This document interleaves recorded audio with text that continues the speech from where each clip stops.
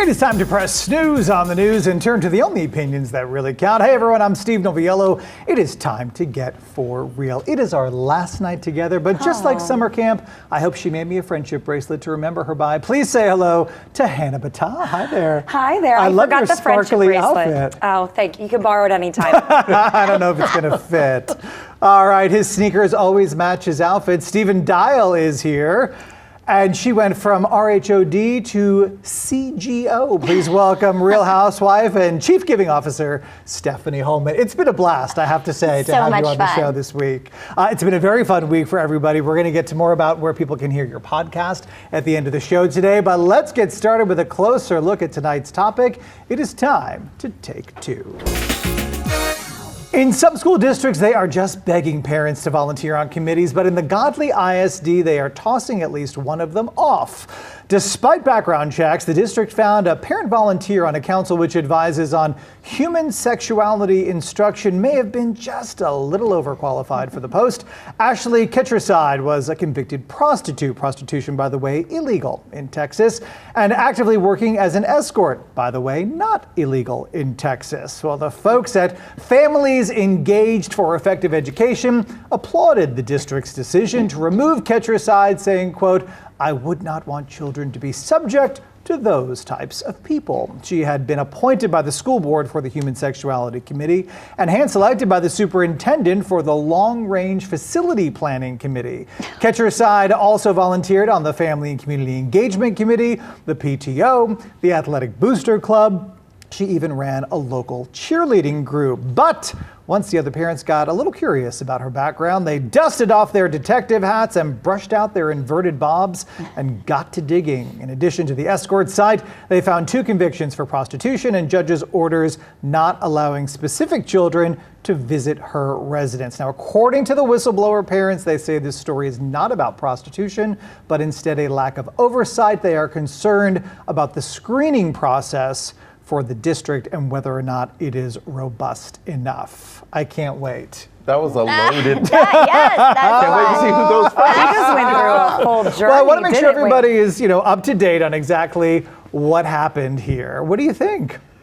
I mean, I don't know how she was doing all of those clubs at once. That's what I want to know, right? Incredibly involved. And There's running no a way she business, was able to. apparently.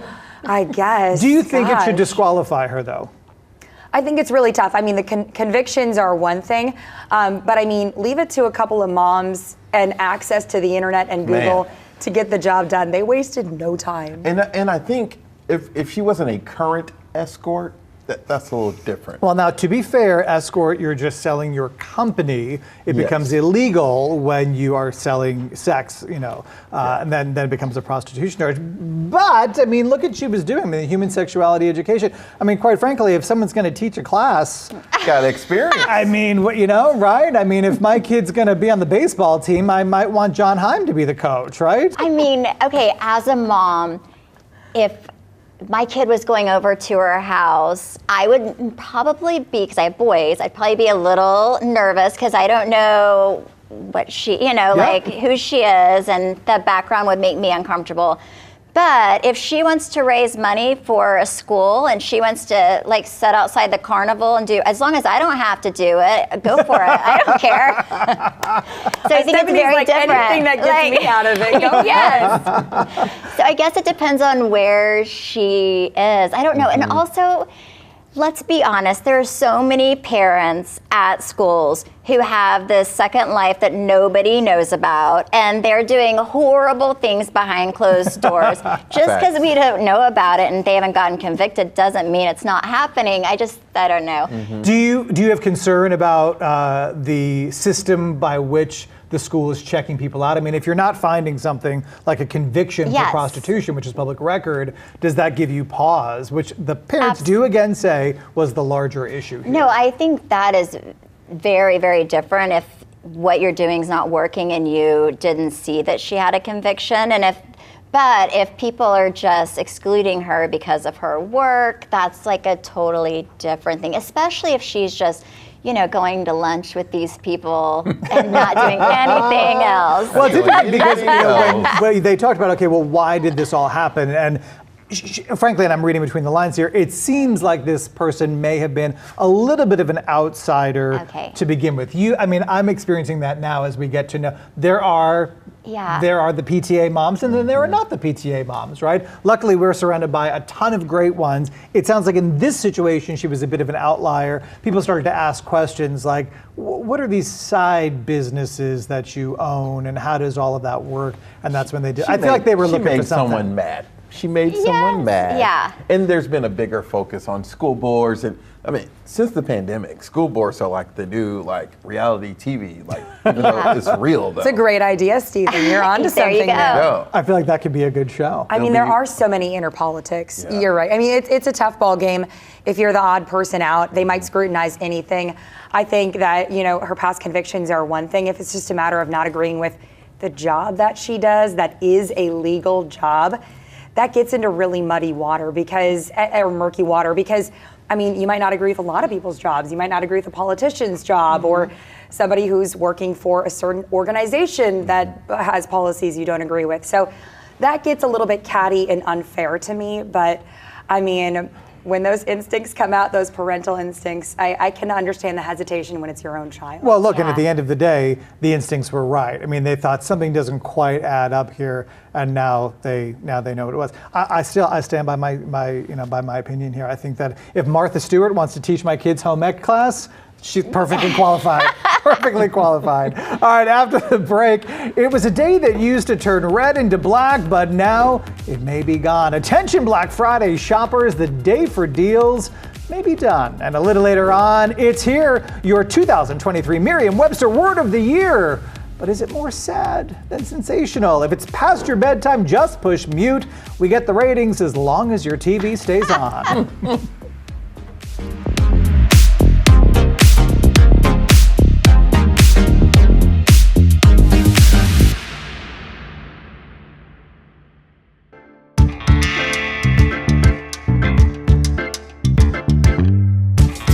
Whatever happened to the good old days? Playing outside until the streetlights came on, TV specials you had to wait a year for if you missed them, and beating the crap out of your neighbor to get the last flat screen TV on Black Friday. It seems all of those traditions may be over, but where did Black Friday really begin? The term Black Friday was first used in the 1960s to describe the heavy and disruptive pedestrian and vehicle traffic that would occur on the day after Thanksgiving. Another theory suggests that the term Black Friday was used by retailers to describe the day when they would start to turn a profit or go into the black after operating at a loss for most of the year. Over the years, Black Friday has evolved into one of the biggest shopping days of the year in the United States. Many retailers offer significant discounts and promotions, and shoppers often line up outside stores early in the morning. In recent years, the frenzied crowds have lessened as more and more of us opt for cyber shopping and sleeping in. All right, for many of us, Black Friday is about more than getting a great deal. It's about tradition. I remember as a little kid when Thanksgiving dinner was over, poring over the newspaper circulars with my Aunt Joanne and my Aunt Cecile, marveling at the promise of all the new things that Christmas Day might bring. And for years in TV news, I could set my watch by being stationed at a Best Buy in the overnight hours after Thanksgiving, the excitement of time-saving discounts thick in the air, the people sleeping on the sidewalk, and the way otherwise civilized human beings would sooner cut your hand off than let you get the last gaming console. That was the holiday spirit. But then the stores got a little greedy, right? Soon Friday moved to Thursday, moved to Wednesday, and now the wrappers on my kids' Halloween candy are advertising holiday deals. So this year, the stores were dead, but should the event be? Who has finished their holiday shopping already? Ooh, No. who has started their holiday shopping? Oh, I have. Done? I'm like, Okay. well, like 90%. Really? Yes, but my kids are to the age Where where they just tell you. they get like one or two things because they're expensive, you know? So, and then my husband, well, we're building a new house, so we bought a treadmill. I bought him a treadmill, and he bought me a piece of workout furniture because we have to fill it up.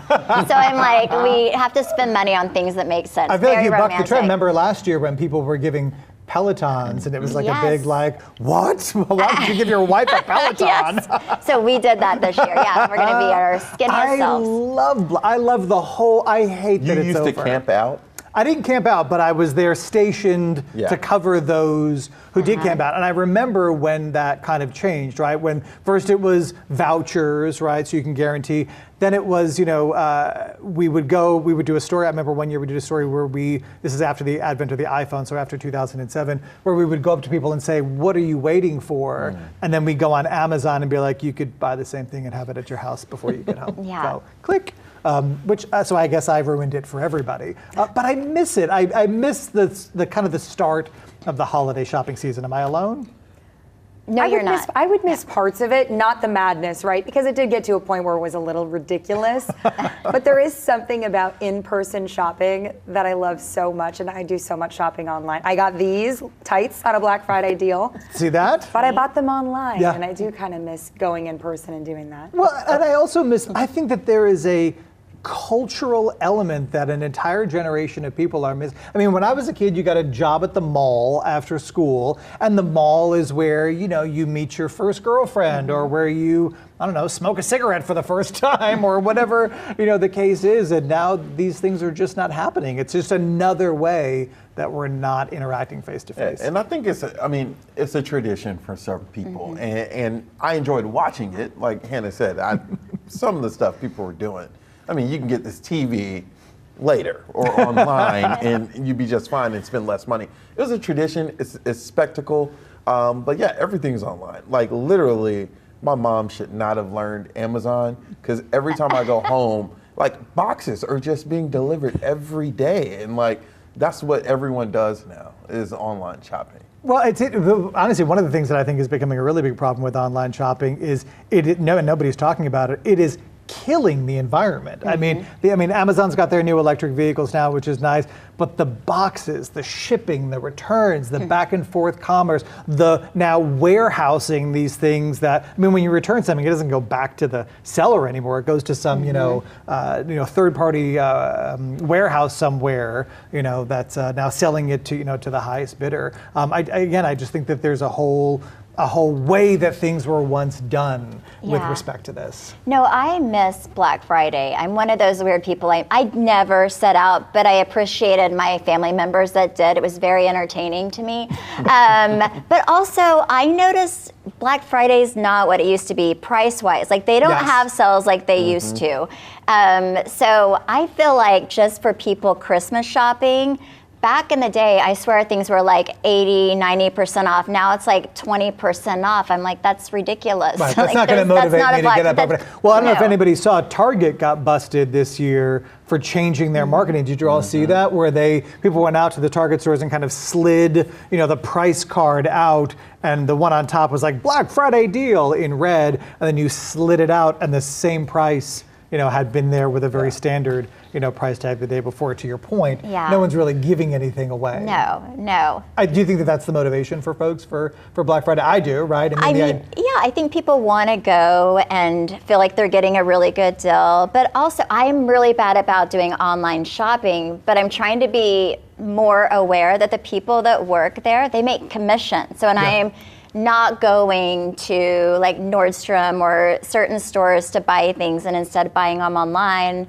I am not helping people that work there who use that commission, Are you more of an online or an in-person shopper? Well, I don't like leaving my house, so I'm more online, You know what? I saw your house on the show. I don't think I'd like leaving it either. Coming up next, AUTHE and TIC, why so many of you had to look it up this year. Plus, if you liked her opinion on the show, you will love her weekly dose of BS, where you can catch Stephanie Hollman and her team anytime you like.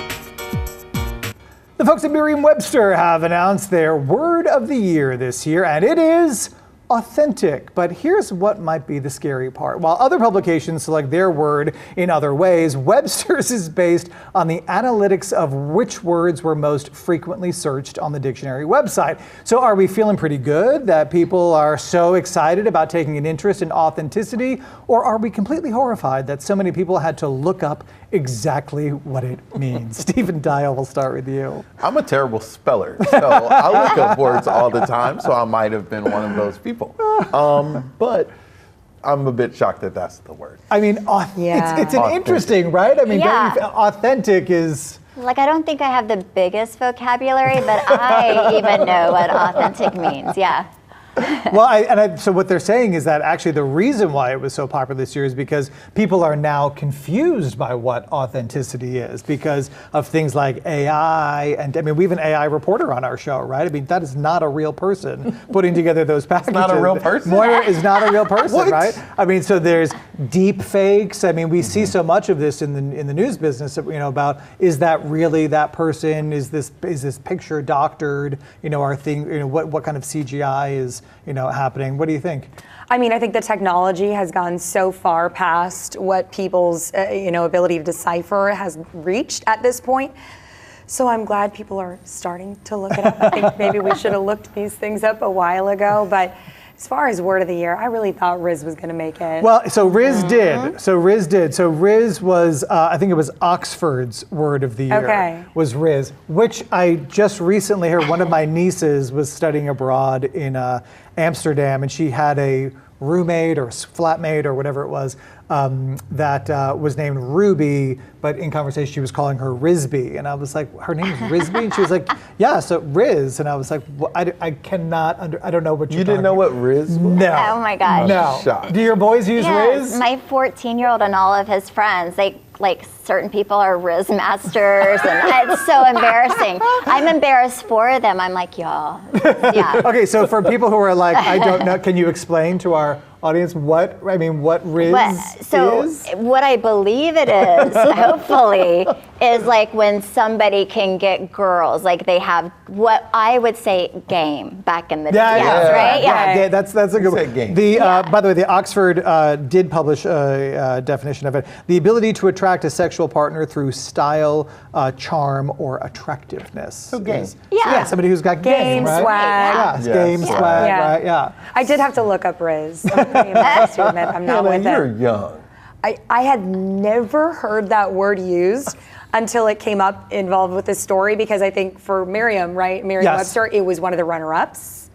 Yes. Right? Yes. Had never heard of it. And now I'm seeing it everywhere. So apparently I don't have Riz. Do you have to have conversations with your kids about like, hey, this is not, what you're looking at is not real on the internet? Does that ever come up? Well, so thankfully I have boys and not girls. I think it's much harder to be a girl than it is a boy, because girls see all of these airbrushed women, where I think boys, it's not so much. I mean, I don't feel like it's as bad for girls, because boys, they just want to be good at sports. They just want to, you know. They appreciate the airbrushed women for a totally different reason than a girl would. But I mean, my boys were kind of raised on reality TV, so they know that a lot of things are not real in life. It's interesting that you mentioned that. How the kids point. were how old when Housewives started? Oh my gosh, they were babies. I think one of the first scenes, my 2-year-old, so 2 and 4, my 2-year-old was throwing poop in our swimming pool. And I was like, how do you parent on camera? It was so uncomfortable, Isn't that right? Because in that moment, you're like, we talked about this on the show the other day. You know, I get the same way sometimes where I'm like, out with my kids, particularly somewhere where I know that people will know me from work, and I'm really aware of how I speak to them or how I react. Do you think that follows you even now that the show's done? You know, it's getting better, but there was a point where I would not go out and feel comfortable, because I felt like people were kind of watching, almost waiting for judging. me to, like, I felt very judged. Well, thank you for letting me know that I wasn't crazy. But the further away from filming, like, I feel like I can kind of relax a little bit. Right, but get back into the swing of it. like I can go out and get you can be real more drunk and like I was always very aware. Now you can be more authentic. I can be so very to speak. authentic. Full Yes. circle, Steve. Full Well done. circle. All right, what's next? You are your comments from the show. And before we say goodbye to Stephanie Hollman, we're going to tell you where you can find her whenever you want. We're back after this.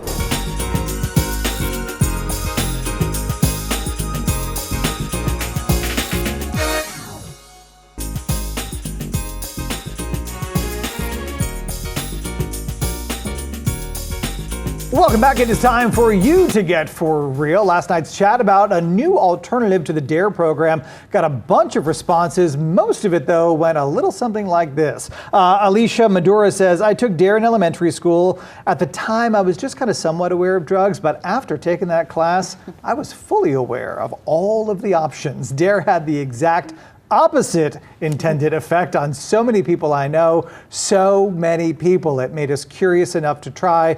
But the main thing we took away from that class was that drugs are really expensive. Oh, wow. Okay. That's funny. I mean, that's kind of a danger, like an unintended consequence, right? Where you're like, there's uppers and downers. Oh, I yeah. thought we were just gonna, right? I thought we were just gonna kind of go into a hole here. We want to remind you, if you've got something to say, you can text your video comment 469-818-9114. So who has enjoyed Stephanie Hollman here this week?